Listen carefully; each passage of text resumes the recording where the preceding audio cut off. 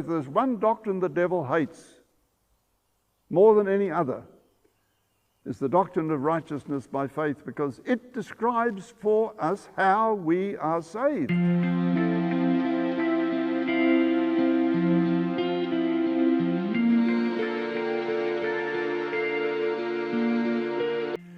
During these years, Dr. Kellogg went into apostasy with teaching of pantheism. This teaching stressed that God was in everything, and it led to a swing away from the teaching that God's people physically constituted his temple. The church pressed on and was very silent during these years on the topic of righteousness by faith, for fear that they were sounding a little bit like Kellogg and his doctrines. Jones, unfortunately, joined Kellogg in his pantheism. And Waggoner went as a missionary to the United Kingdom, to England. And unfortunately, both these men became tainted with apostate ideas and left the ministry. Jones got dabbling into pantheism, and Waggoner got into some moral difficulties, and both of them lost their ministry.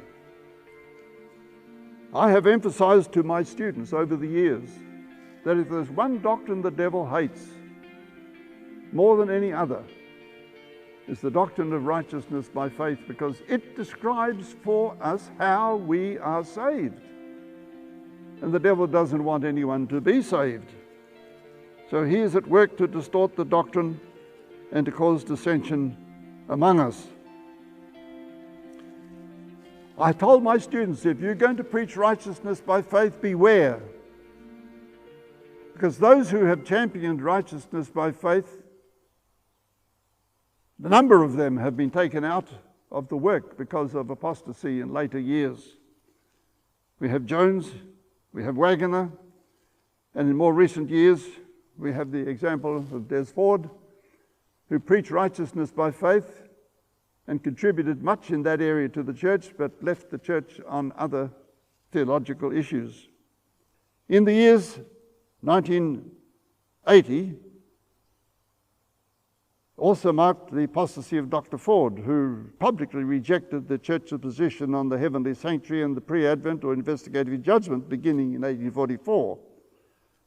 After a very expensive hearing at Glacier View, he lost his membership, lost his credentials, and unfortunately passed away some time ago.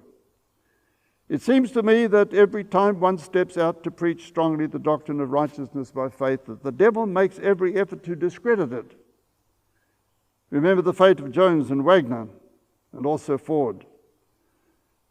The lesson is for us to beware of Satan's attacks if we are going to preach righteousness by faith, because there is evidence that the devil hates that doctrine.